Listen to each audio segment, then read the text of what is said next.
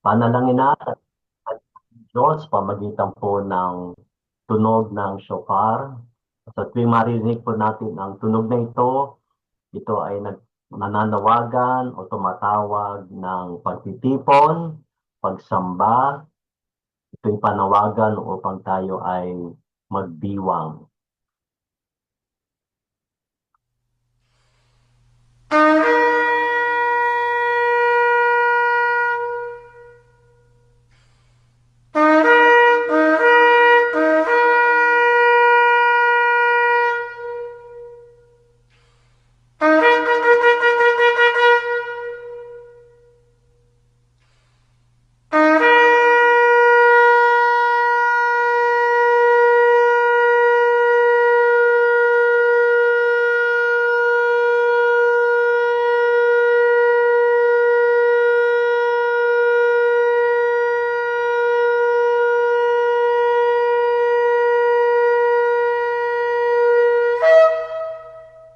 Amen.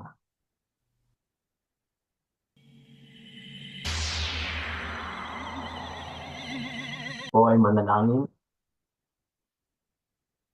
Dear Lord, as we gather for this prayer gathering, we acknowledge your presence to dwell among us.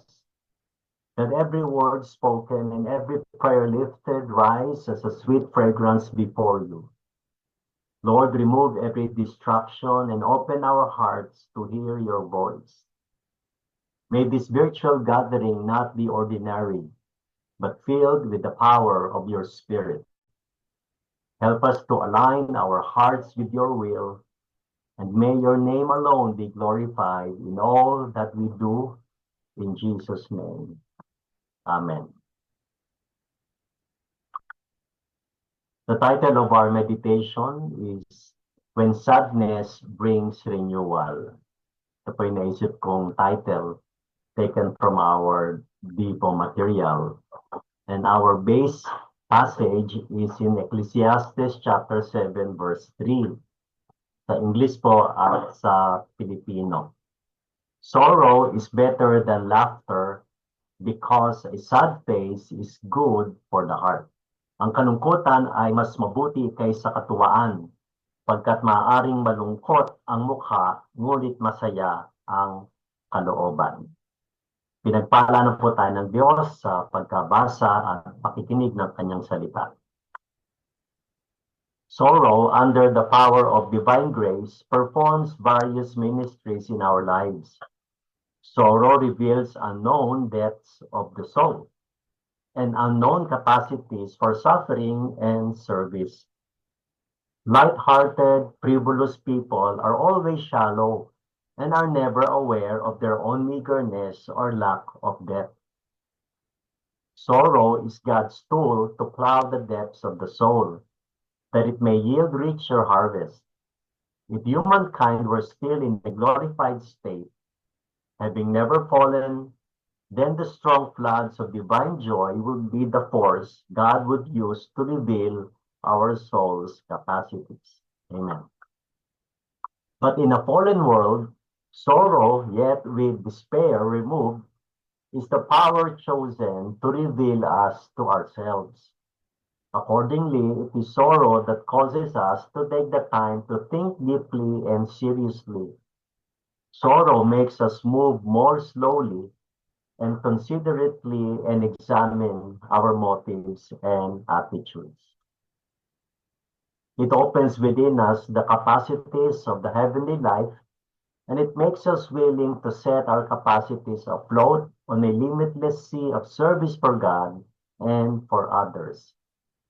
Imagine a village of lazy people living at the foot of a great mountain range, yet who have never ventured out to explore the valleys and canyons back in the mountains.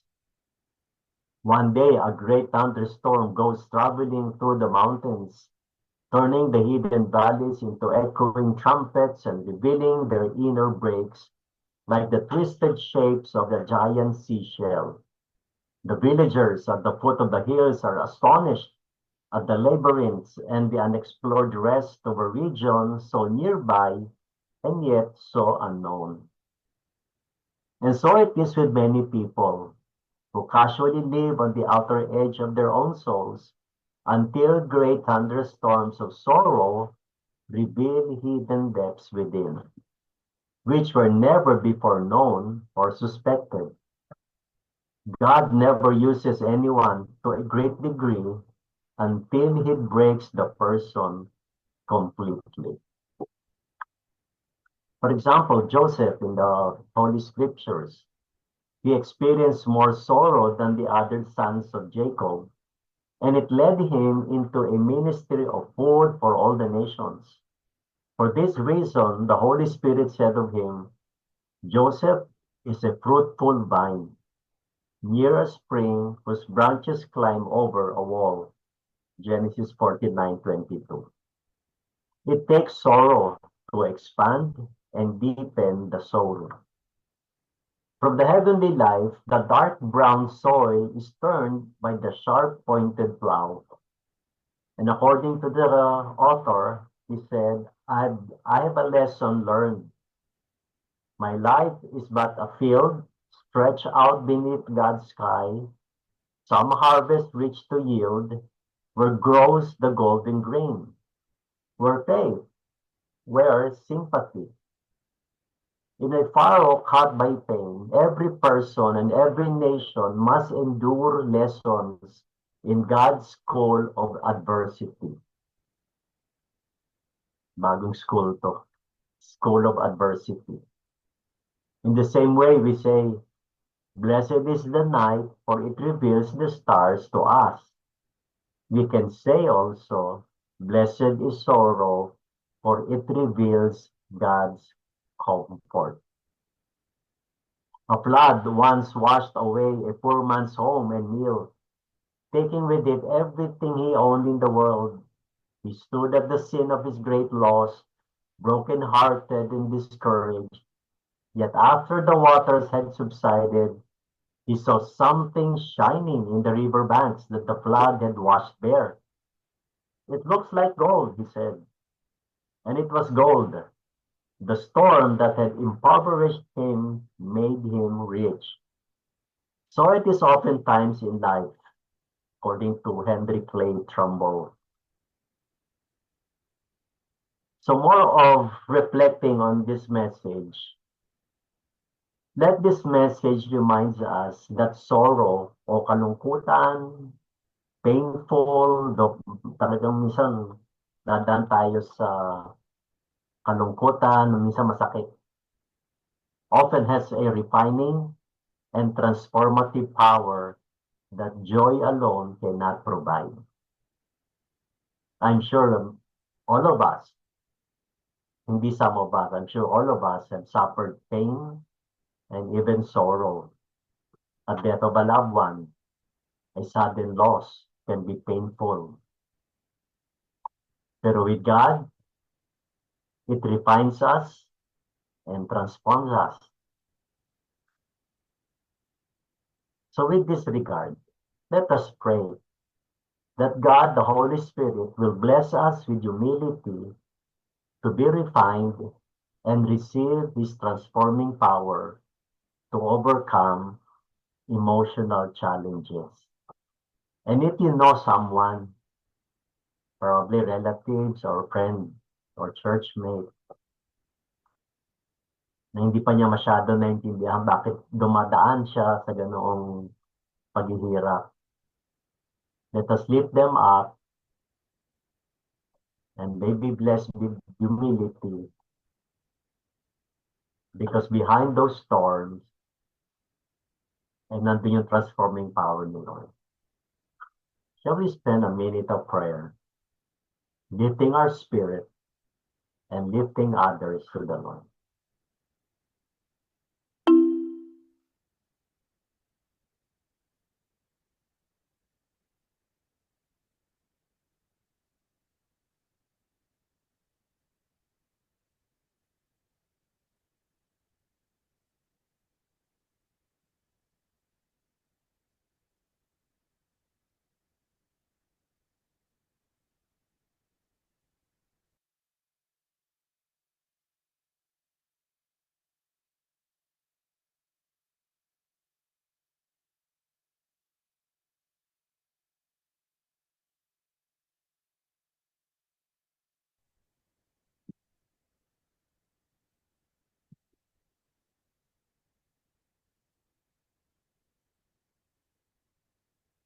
Holy Spirit, may your refining fire be upon us,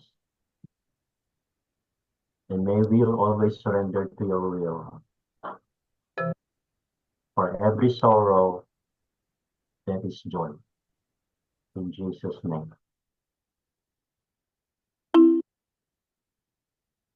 More of reflection, laughter, and happiness are pleasant, but they tend to keep us comfortable. They don't always provoke reflection or growth. Sorrow, on the other hand, can strip away superficial things and reveal what really matters. Let us pray that we will be strong not to be trapped by superficial things. Instead, focus on what God offers, which is eternal joy and comfort. At itong isa sa mga strategies ni Satan na mga superficial, mga shallow, mabababaw. Ayaw ni Satan na ma-reveal sa atin kung ano yung purpose ng Lord. But the Bible says, greater is He that is in us than who is in the world. Let us pray for strength. Let us ask the Holy Spirit to cover us, our families, our nation, our churches. Kung may mga panahon na nag-defocus tayo of what we see or hear,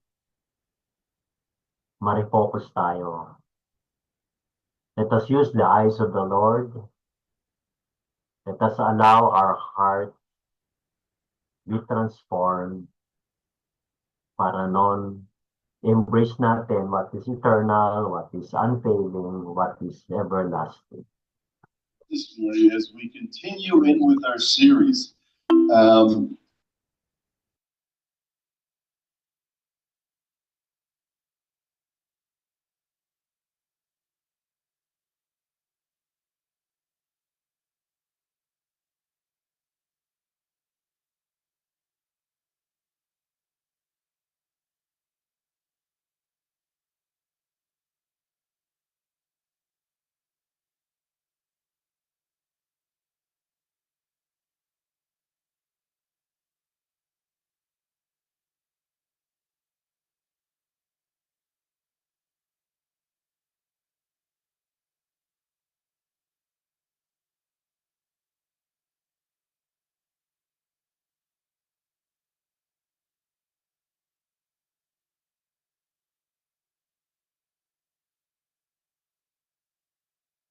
Dear Holy Spirit, cover us, Lord, with your blood, so that we will be shunned against what is superficial, untrue, false truth. Cover us, Holy Spirit, our families, churches, even our nation, Lord.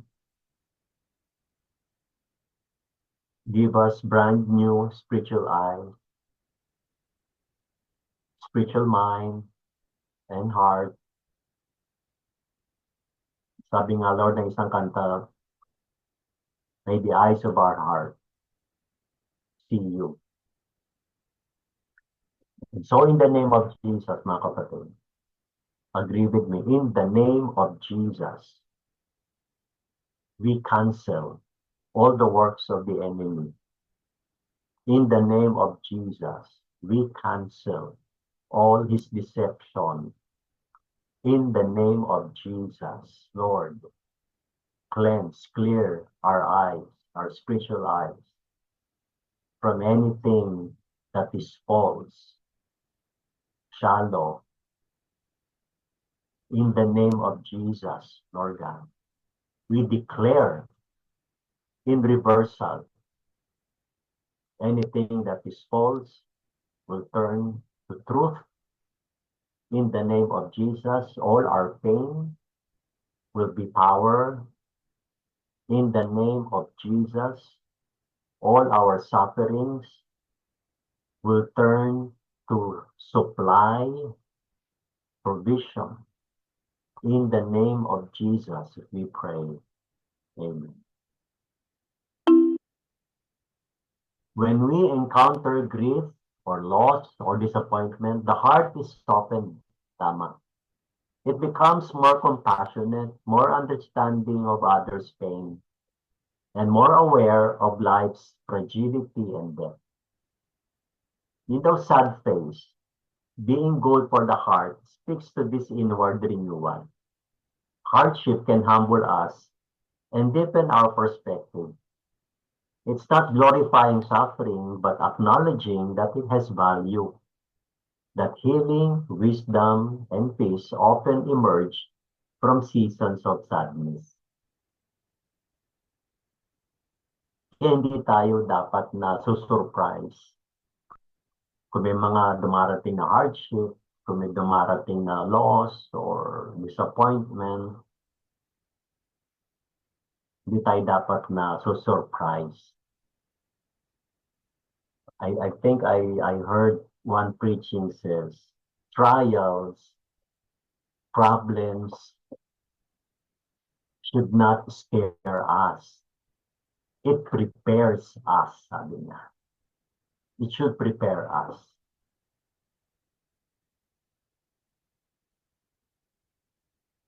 Kaya pinapayagan ni Lord paminsan-minsan.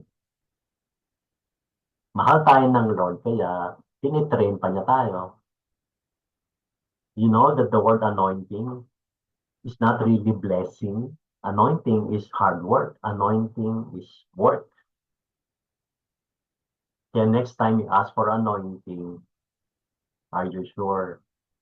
Kasi anointing goes with responsibility, hard work, sacrifice. Pero syempre, given na yon. When God anoints us and we obey, for sure, nandun yung blessing. So, let us continue to pray, to keep the spirit of praise, to glorify God, not the problem, even in the midst of suffering and hardship. That way, we are all witnesses of God's power and peace in Jesus' name. Tayo po uli ay manalangin.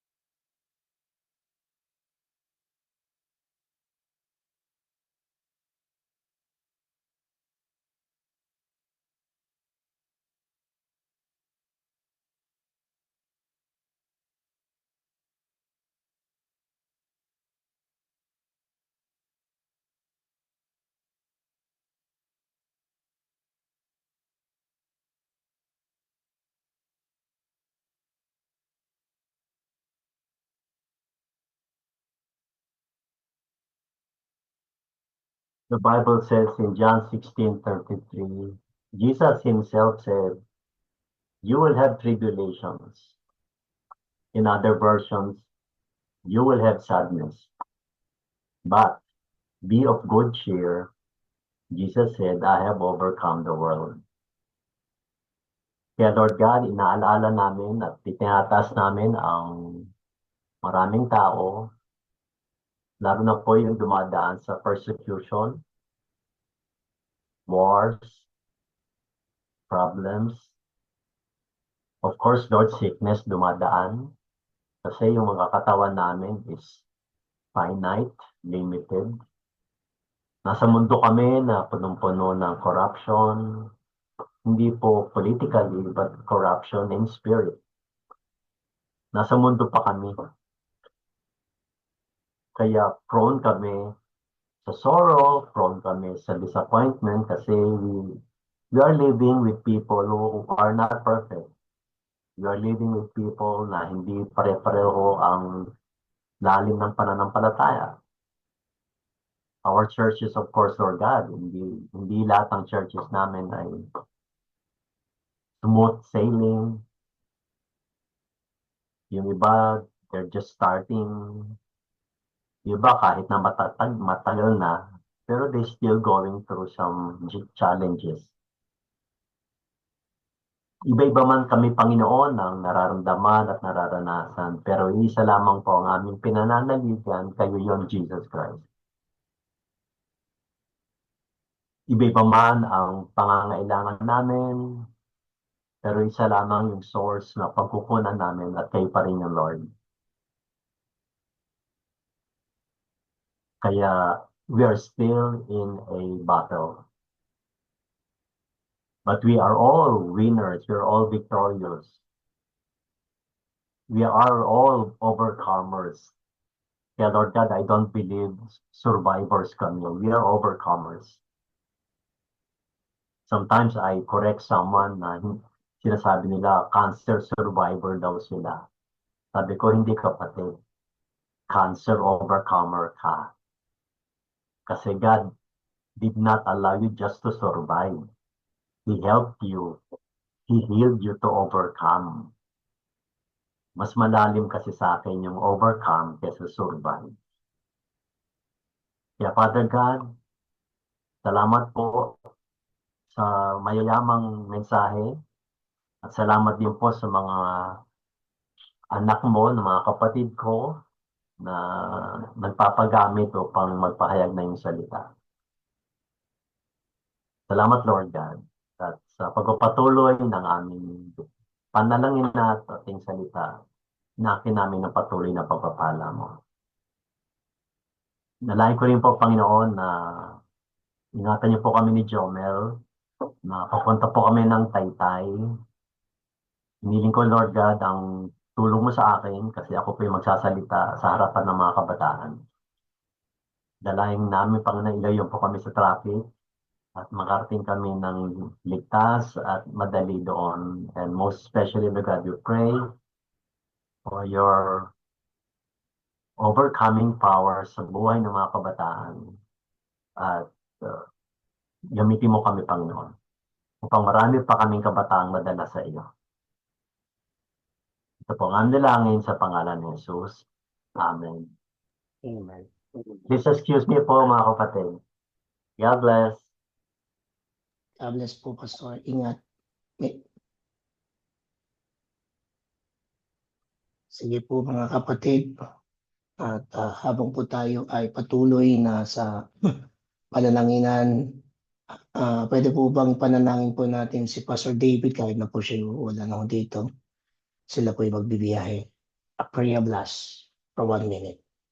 Let's all pray for Pastor David. Safe travel and God will use Yes, Lord, him. we lift up Jesus. our Pastor Dave, O Lord, and give him and his family Lord, Father God. traveling mercy, Salamat, O Lord. Panginoon Lord, sa buhay ni Pastor Protect them David. and guide them, O Indeed, Lord O God. God, Lord, ang Be with them inyo pong always, talagang and your paggabay presence sa and your kanila, mind be Panginoon, ni there Sister always. Jomen, Lord, And ay we to thank go him with for them the and to bless message them, that to continue, he Panginoon, gave Lord, this to this shower morning, O Lord. blessings, We pray protection, that O you God, will and be with them provisions, and Panginoon, with sa kanila, Jamel you know, na desires and of his heart. family Lord, members, kasama O si Lord. Sister In Jomel, Jesus' Panginoon. name, in Jesus' And name. Lord, Amen. continue to bless their ministry, Panginoon, and their health too, O God. Salamat, Panginoon, Lord, sa lahat ng mga opportunities na binubukas niyo po sa kanila, Panginoon, Lord, to serve you and to serve your church and to serve others. Thank you po. In Jesus' name, amen. Amen and amen. Amen. Sige po mga kapatid, pwede ko na pong i-assign sa bawat pong mga mananalangin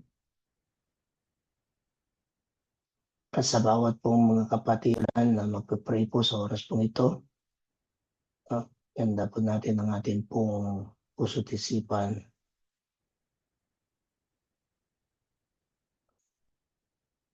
to be your mouthpiece, Panginoon, as we pray right now, because we know you are also praying alongside us, O God. At kung may mga hindi kami masasabi, Panginoon, Lord, you will give us the words, Panginoon.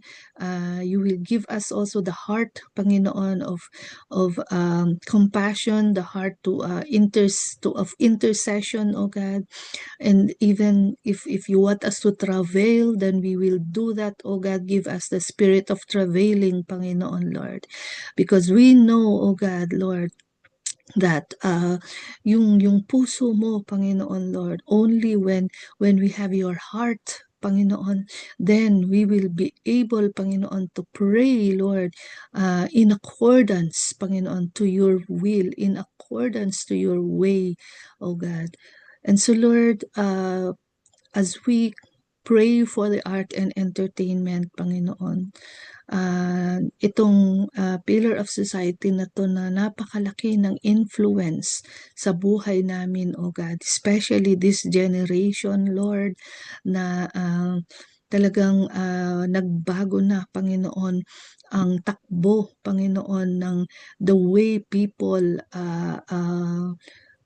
prefer to choose to be entertained, oh God, and yung pinakamadali ngayon, Panginoon, is to with just one click of a button, sabi nga nila, Panginoon, ay nakaka-access kami, Panginoon, ng mga entertainment, Lord, through our gadgets, through platforms, through media, through different channels, Panginoon, Lord, technology, oh God. And so, Panginoon, we're just asking, Panginoon, that you would just teach us and train us, Lord, to do this, Panginoon, in a way, in a manner na hindi po makakapagdulot ng masama sa buhay namin, lalo na, Panginoon, sa aming mga spiritual life, sa aming isip, sa aming mga sa aming puso, sa aming tripartite being, body, soul, and spirit, O God. And bagkus, Panginoon, ay tulungan mo kaming mamili, Panginoon, and have the discipline to choose, Panginoon, kung ano yung nakakabuti sa amin, Lord. Meron din naman, marami, Panginoon, Lord, yung mga programs, yung mga napapanood at napapakinggan, O God, na makakatulong sa amin, yung nakakapagdulot sa amin, Panginoon, ng nurturing sa aming mga spirits, O God, katulad yung pakikinig ng mga spiritual things, Lord, mga podcasts ng mga inyong mga salita, mga messages, mga sermons, ganun din, Lord, yung mga worship services, Lord, that we can also access, Panginoon, through technology now, through online, internet. Ganun din, Lord, if we want to listen to spiritual music or praise and worship songs, oh God, and we can do that too, Lord. At napakaraming paraan, Panginoon, Lord. Only that we have to develop, Lord, in us, Panginoon, by the power and help of the Holy Spirit, O God, to make the right choices in accordance, Panginoon, sa mga spiritual values, Panginoon, na sa araw-araw ay ini-instill mo, Panginoon, sa amin pong mga isip at sa aming mga buhay. And Lord, with this, help us also to share this to others, Panginoon, Lord, especially the young ones, Panginoon, yung younger generation, O God. Tulungan mo kami, Panginoon, Lord, na also to supervise them, to teach them, O God, kung ano po, Panginoon, yung mabuti, O God, at kung ano po yung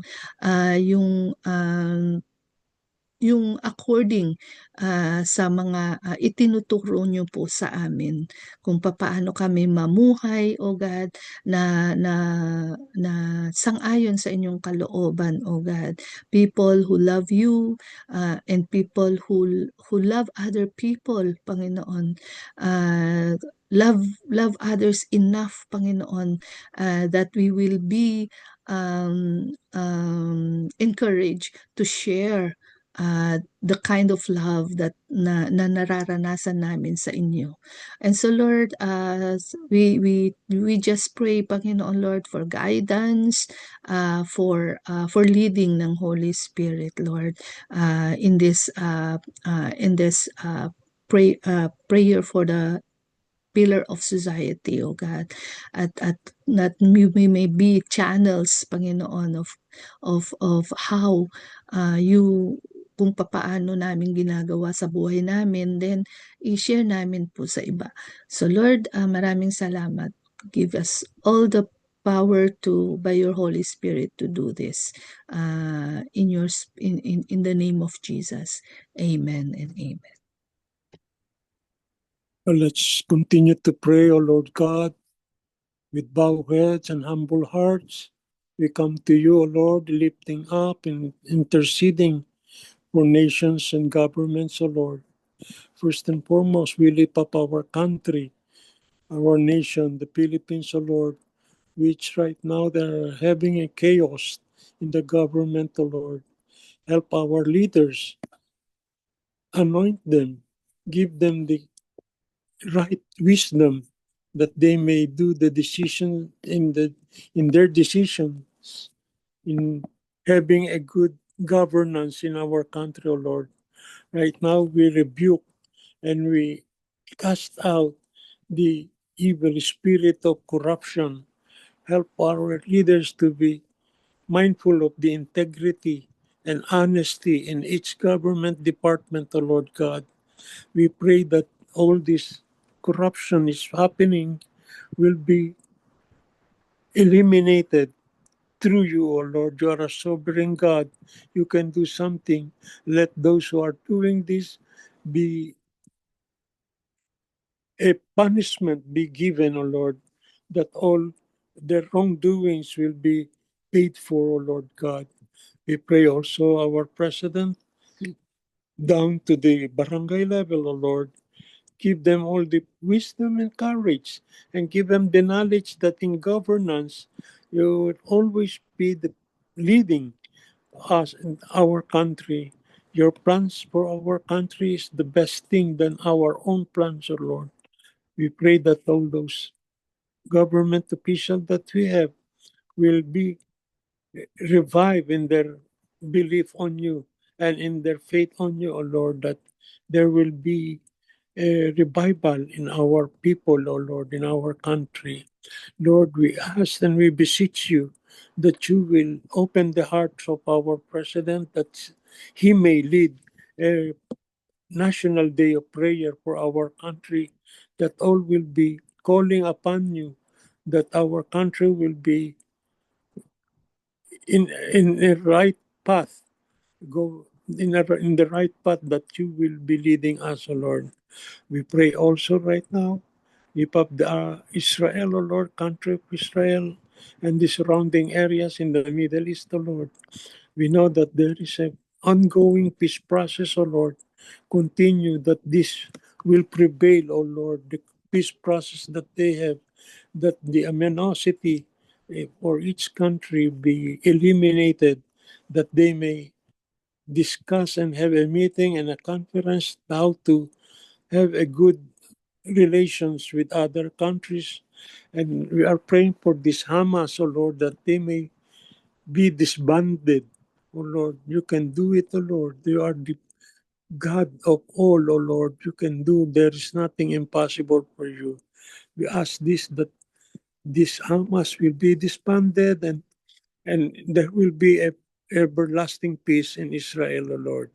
We pray also for Venezuela and United States, O Lord, also UK and Ukraine and Russia, O Lord. Also we pray for this India and Pakistan, oh Lord. Right now, they're having a misunderstanding in their borders, oh Lord.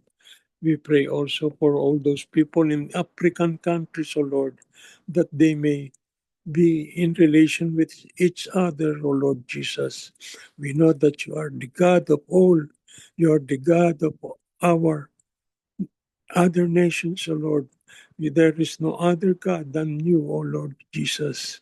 Lord, we pray that all these things that we have uh, uttered will materialize through you, O Lord God. We ask this in the name of Jesus Christ, our Lord and Savior. Amen. Amen.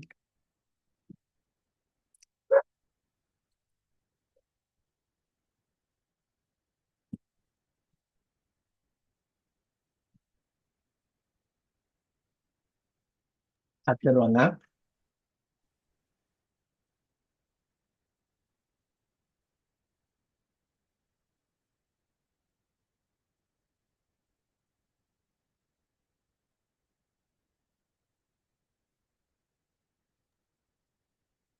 baka wala po kami narinig.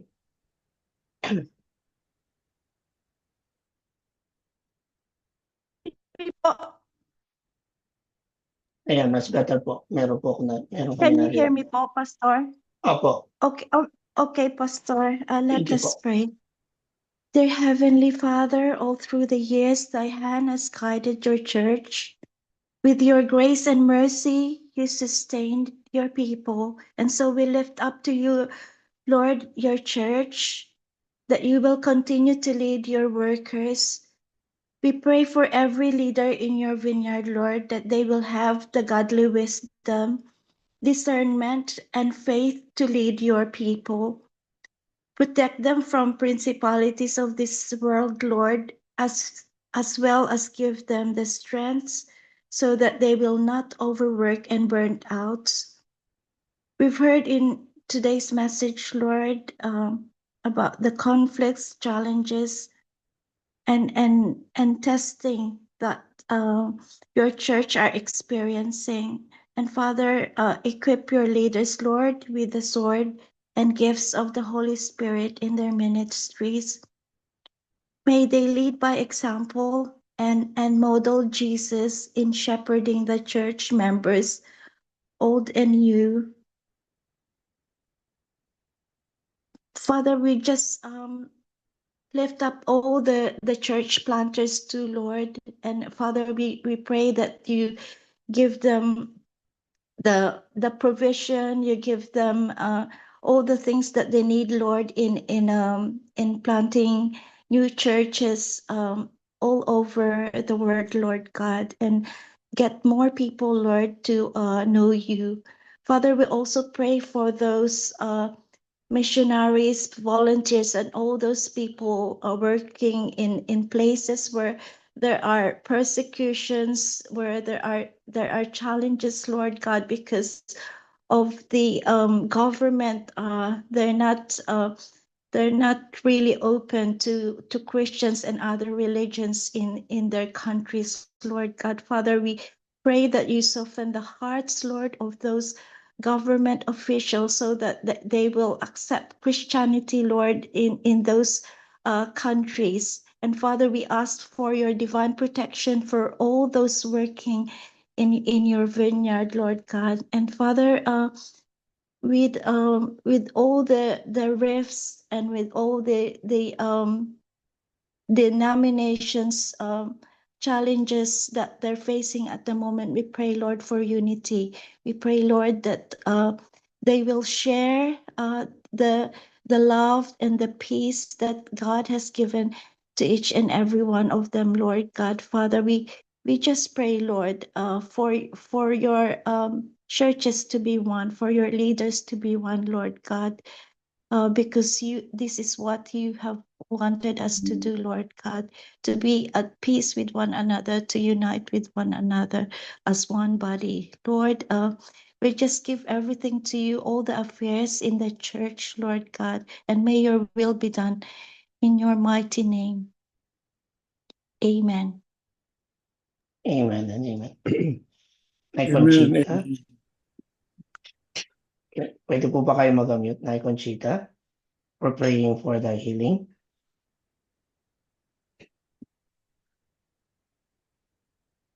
Okay po, kung hindi po siya, mga kapatid, pwede po ba tayong sabay-sabay mag-pray for the healing? Po, patuloy kami pong lumalapit sa inyo. Amen. Nagpupuri Yes, at Lord. nagpapasalamat sa kagalingan na Father iyong God, bibigay sa you mga Brothers are and the kapatid sisters, namin giver na sa of panig po ng health Lord and of karamdaman. our sick, well-being. You are our Kayo po, Jehovah Diyos, ang Rapha. siya. Lord, we pray that Thank you. you just be with every single one, Lord, who are in their bed of illness and sickness. Yes, Lord. May Kayo po you ang patuloy. aid their healing, Lord all God. the We sick, know, O Lord, Lord, that there's nothing give them impossible with for you, medicine. and you've Help done it those in so doctors many and the times. hospital So, workers, O Lord Lord, God, we ask that you just be with our like brothers and sisters who Yes, are Lord. in their we thank you, O Lord, for those bed of illness. sisters and brothers we have who were healed, O Lord. Be with them always, O Lord. Lord, we also That pray healing that will you be for bless them, O all the Lord. treatments that they're having, all those Thank you, Lord, that medications that they're you will taking, be with all the always. food and All drinks that they're the taking, Lord medicines God, that to they aid take. for their healing, Lord God. This Father, name, also pray for the mighty strength, name for wisdom, for those who are of the Holy caring for the Spirit, sick, both and by the blood of professionals and Jesus, non-professionals, Lord everyone God. is healed. May you be with them, Father, in everything that they're doing. Every brothers and Kaya sisters will patuloy na kami po well ginagawa and Panginoon. Father totally. God, Wala akong We ask karamdaman in this in the name Jesus' of just name. Christ. pray Tanggalin mo yung sakit sa bato. for to Tanggalin mo yung protect your sakit sa children ulo. too from Tanggalin mo yung sakit sa puso. In Jesus' name. flu, Ang mga cancer, Panginoon mo. pneumonia, and other Yung illnesses po caused by weather mga changes, Lord God. nasa tanggalin niyo. Nasa dating pagkakas. Thank you, Lord. Father, just protect us from things unknown. In Jesus' name, In amen. Jesus' name, Amen. amen. And amen.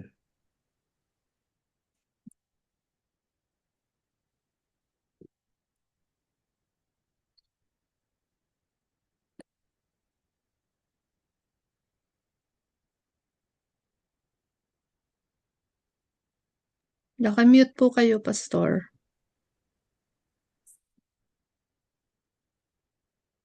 Thank you po, Ate Fenet. Sige po, mga kapatid, tayo po ay patuloy na manalangin at magpasalamat sa ating Diyos na buhay. Para kung meron po sa atin na dumating ang araw ng kanilang kapanganakan o wedding anniversary, meron po ba? Kung wala po, dadako po tayo po sa panalangin ng pagpapasalamat po sa Panginoon. Sa oras pong ito, tayo po ay manalangin, ipanalangin natin ang turong panalangin ng ating Panginoon sa Kristo. Lahat po tayo ay mag-unmute.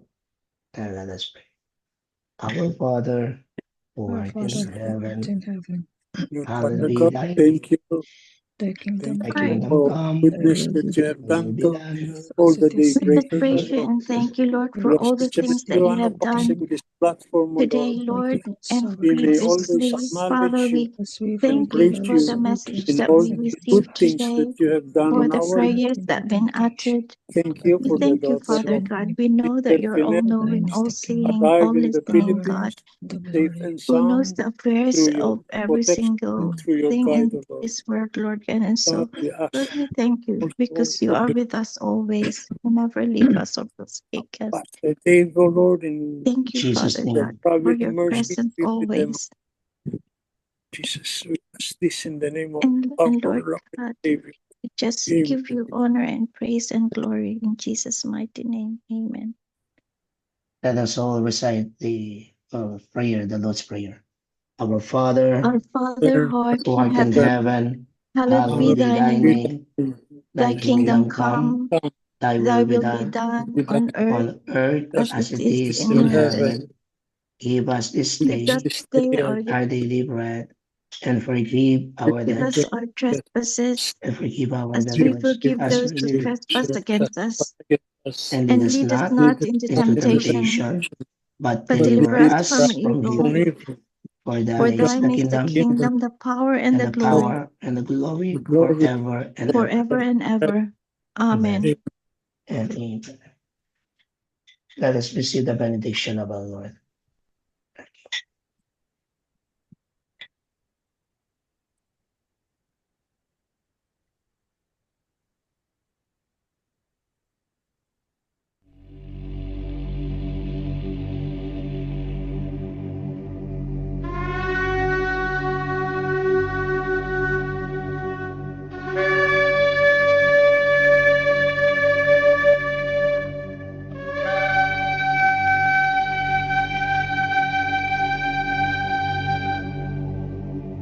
יברכך אדוני וישמרך.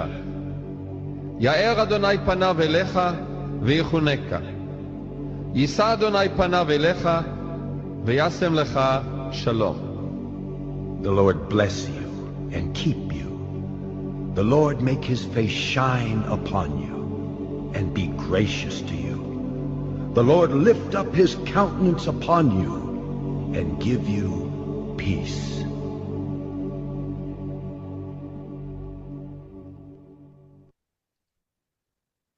Shalom, Amen and everyone. amen. Shalom. God So, bless Thank you po, everyone. Pastor. tama din po sa inyo pong lahat. Bago po tayo